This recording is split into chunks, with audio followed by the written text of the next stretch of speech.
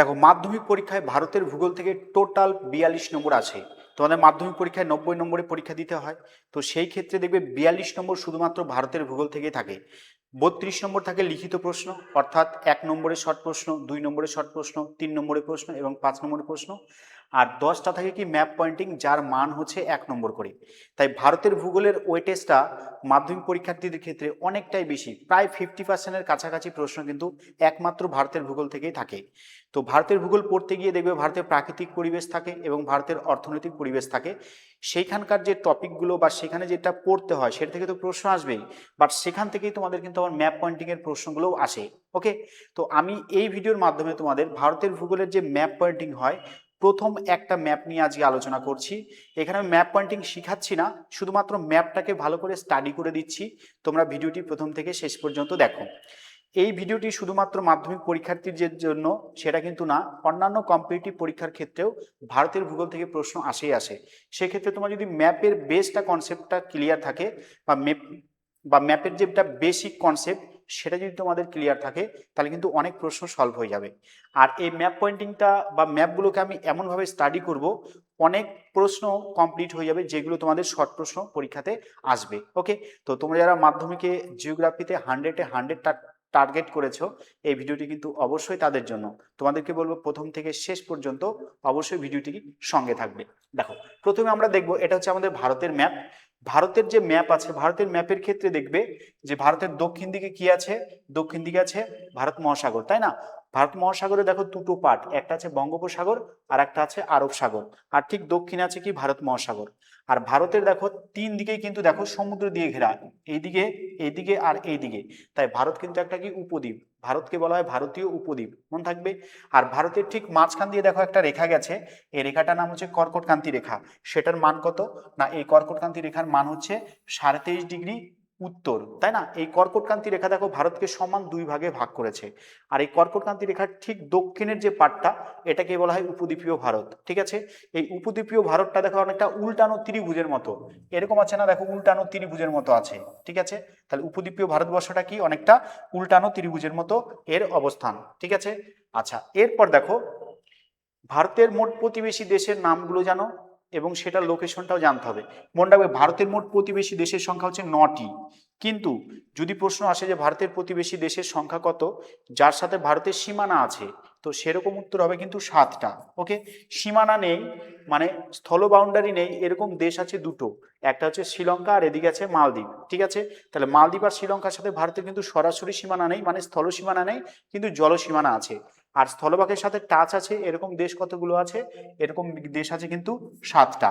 আর জলভাগের সাথে সীমানা আছে কয়টা, দুটো। তাহলে এটা যোগ করলে কত হবে, 9টা। অর্থাৎ ভারতের প্রতিবেশী দেশের সংখ্যা 9টা। ওকে, চলে যাই আমরা ভারতের ম্যাপ পয়েন্টিং এর প্রথম যে পয়েন্ট, সেটা হচ্ছে ইন্দিরা কল। ইন্দিরা কলের লোকেশনটা দেখো ভারতের ঠিক এই জায়গাতে হবে ইন্দিরা পয়েন্টের লোকেশন, ঠিক আছে? তাহলে ইন্দিরা পয়েন্টের লোকেশন কোথায় হবে, এইখানে হবে ইন্দিরা কল, ঠিক আছে? তো পরীক্ষাতে প্রশ্ন আসে শর্ট প্রশ্ন, ভারতের উত্তরতম বিন্দুর নাম কি? তাহলে ভারতের উত্তরতম যেটা বিন্দু সেটা কি হবে বলতো, ভারতের উত্তরতম বিন্দু হবে ইন্দিরা কল, ঠিক আছে? ভারতের উত্তরতম বিন্দুর নাম কি হবে তাহলে, ইন্দিরা কল। আচ্ছা, এখন প্রশ্ন আসে ভারতের দক্ষিণতম বিন্দুর নাম কি? যদি পরীক্ষায় দক্ষিণতম বিন্দু আসে তাহলে দেখবে এদিকে আছে আন্দামান আর নিকোবর দ্বীপপুঞ্জ, ঠিক তার দক্ষিণে আছে দেখো ইন্দিরা পয়েন্ট, এটা হয়ে যাবে কি ভারতের দক্ষিণতম বিন্দু। তাহলে ভারতের উত্তরতম বিন্দু ইন্দিরা কল, তার লোকেশন ওখানে। ভারতের দক্ষিণতম বিন্দু ইন্দিরা পয়েন্ট, তার লোকেশন হচ্ছে এখানে। কিন্তু পরীক্ষাতে আরেকটা প্রশ্ন আসে, সেটা হচ্ছে মূল ভূখণ্ডের দক্ষিণতম বিন্দুর নাম কি? তো পরীক্ষায় যদি আসে মূল ভূখণ্ডের দক্ষিণতম বিন্দুর নাম, সেক্ষেত্রে কিন্তু উত্তর হবে কুমারিকা অন্তরীপ বা কন্যাকুমারিকা। সেটা কোথায় আছে, তামিলনাড়ুর এই যে এখানে।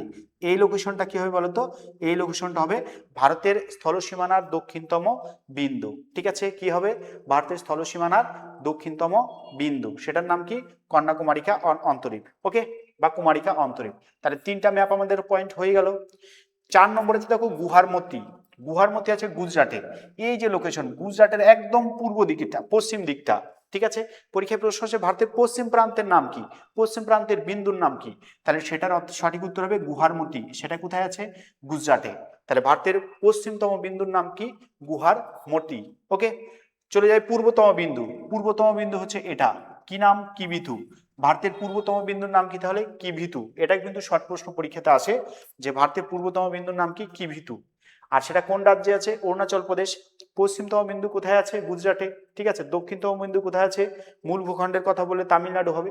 আর উত্তরতম বিন্দু এটা কিন্তু বর্তমানে লাদাখ যে কেন্দ্রশাসিত অঞ্চল সেখানে কিন্তু অবস্থিত। ওকে, আর একটা জিনিস মনে রাখবে, বর্তমানে ভারতের রাজ্যের সংখ্যা হচ্ছে 28টা, আর কেন্দ্রশাসিত অঞ্চলের সংখ্যা কত?